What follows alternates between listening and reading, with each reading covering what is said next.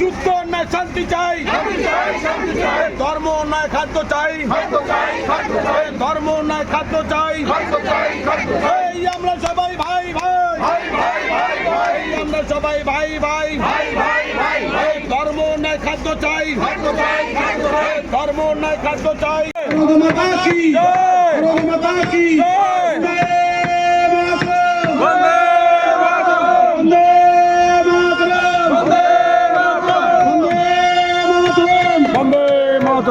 ভারত মাতা কি জয়, ভারত মাতা কি জয়, ভারত মাতা কি জয়, বন্দে মাতরম, বন্দে মাতরম, বন্দে মাতরম, বন্দে মাতরম, ভারত মাতা কি জয়। সম্মানীয় বিধায়ক জগদীশ চন্দ্র বর্মন আমাদের অভিভাবকের সম্মানীয় শশীন্দ্রায় মহাশয় এবং কমিটির সভাপতি সম্মানীয় শিক্ষক মুক্তিপদ মন্ডল মহাশয় স্মারক করার জন্য অনুরোধ করছি।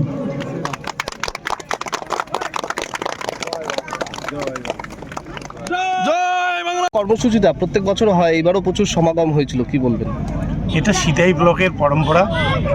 তৃণমূল কংগ্রেস পরিবার থেকে নেতাজি সুভাষচন্দ্র বসুকে সামনে রেখে আমরা সুগার উৎসব আমাদের মাননীয় মুখ্যমন্ত্রী মমতা ব্যানার্জির নির্দেশে আমরা 2011 থেকে এই উৎসবটা পালন করে আসছি এবং প্রত্যেক বছর আমরা 3 দিন 4 দিন করে এই অনুষ্ঠান করি। এবার যেহেতু সামনে নির্বাচনের বছর, তাই আমরা একদিন অনুষ্ঠানটাকে কমিয়ে দিয়েছি। আজকে বর্ণাঢ্য শোভাযাত্রার মধ্য দিয়ে আমরা অনুষ্ঠান আনুষ্ঠানিকভাবে শুরু করলাম, কিন্তু এই অনুষ্ঠান আমাদের গত 5ই জানুয়ারি শুরু হয়েছে এবং সেটা আমাদের মমতা ব্যানার্জির জন্মদিনকে সামনে রেখে আমরা knockout Subhash cup cricket tournament আমরা শুরু করি। তা চূড়ান্ত পর্বের খেলা হয়ে যায়, ব্যাডমিন্টন খেলা ছিল সেটাও চূড়ান্ত পর্বের খেলা হয়ে যায়।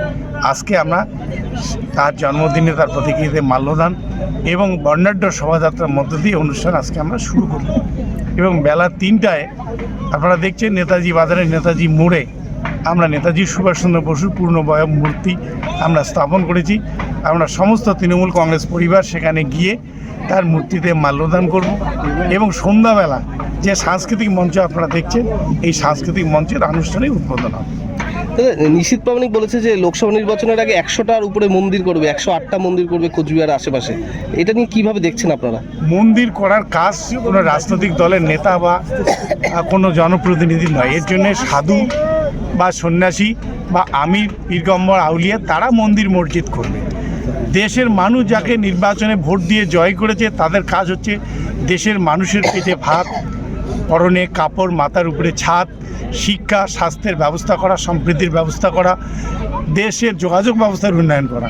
কিন্তু দেশের সরকার সেই কাজ না করে যদি মন্দির মসজিদ নিয়ে ব্যস্ত থাকে, তাহলে সে দেশের মানুষের চরম বিপর্যয় এবং দুর্ভোগ আসবে, যেটা আমরা ভারতবর্ষের বিগত 10 বছরে বিজেপির শাসনে দেখতে পাচ্ছি। গতকাল স্বরাষ্ট্র প্রতিমন্ত্রী আরও বলেছেন যে তৃণমূল কংগ্রেসের গতকাল যে সংহতি যাত্রা হয়েছিল, সেই সংহতি যাত্রার মধ্য দিয়ে তৃণমূল কংগ্রেস কফিনে তাদের শেষ পেরে একটি পুঁতে দিল। সে স্বরাষ্ট্র প্রতিমন্ত্রী যিনি বললেন তার কতটা বলার সে অভিজ্ঞতা আছে আমি জানি না, কারণ তিনি একজন সমাজবিরোধী, যিনি অতীতে চোর ছিলেন, অতীতে ডাকাতি করছেন। তিনি সাম্প্রদায়িক সম্প্রীতি বা সম্প্রীতির সম্পর্কে তার মানসিকতা কতটুকু হতে পারে আমরা তাকে সেটা সেইভাবে তাকে ট্রিট করি, কারণ তার কাছ থেকে ভালো জিনিস কখনো আশা করা যায় না। যিনি চোর ডাকাত তিনি যত বড়ই হন না কেন, কোথাও কোনো টাকা পয়সা দেখলে তার মনটা আবার চুরির দিকে যাবে, যেটা নিশীথ প্রামাণিক করছে এবং আগামী দিনও করবে। তাই আমরা মনে করি যে কালকের যে সংহতি যাত্রা আমরা করেছি, বাংলার মানুষের কাছে আমরা এই বার্তাটা দিতে পেরেছি অন্তত যে আমরা হিন্দু, মুসলমান, বৌদ্ধ, খ্রিস্টান সবাই একসঙ্গে বাংলার হয়ে বাংলার উন্নয়নের জন্যে, বাংলার সম্প্রীতির জন্য লড়াই করব। সেখানে মন্দির মসজিদ করে বাংলার মানুষকে ভাগ করা যাবে না। লোকসভা নির্বাচনের আগে যে সিতাই বিধানসভা এতবার থেকে জিতে যাচ্ছে তৃণমূল কংগ্রেস, এখানে কি অভিষেক বন্দ্যোপাধ্যায় বা মুখ্যমন্ত্রী বড় কোনো জনসভা করতে পারেন? আমরা চেষ্টা করব এবং এটা আমি বলি যে গত 2019-এ আমরা এই বিধানসভা থেকে 37,000 লিড দিয়েছি। আজকের এই সুভাষ উৎসবের প্রারম্ভে আমি আপনাদের কাছে জানাইলাম আগামী লোকসভা নির্বাচনে সিতাই বিধানসভা 50,000 লিড নিয়ে কুচবিহার জেলায় যিনি প্রার্থী হবেন তাকে জিতিয়ে দেওয়ার জন্য এই উপহার দেওয়া। বলছেন আপনি মঞ্চে বললেন, শোনা গেল যে মমতা বন্দ্যোপাধ্যায়ের কাছ থেকে বামপন্থা শেখা উচিত, বিষয়টা কি অবশ্যই, কারণ বামপন্থা বলতে যা গরিব মানুষের জন্য, শোষিত মানুষের জন্য কাজ করা, তার পাশে আপনারা দেখছেন যে 2011 পরের থেকে গ্রাম বাংলার সাধারণ মানুষের একেবারে গ্রাসরুটের কৃষক বন্ধু থেকে শুরু করে লক্ষ্মীর ভাণ্ডার, স্বাস্থ্যসাথী, তারপরে বিনা পয়সায় চাল, তারপরে ছাত্রছাত্রীদের জন্য সবুজ সাথী সাইকেল, মহিলাদের জন্য বিভিন্ন উন্নয়নমূলক প্রকল্প, জাগো প্রকল্প, এবং বিশেষ করে এসএসজি গ্রুপের মধ্য দিয়ে, আনন্দধারার মধ্যে গ্রামের প্রত্যন্ত অঞ্চলের মানুষদের উন্নয়নের জন্য তিনি কাজ করেন এবং যেখানে মানুষ বিপদে পড়ে সেখানে তিনি এগিয়ে যান।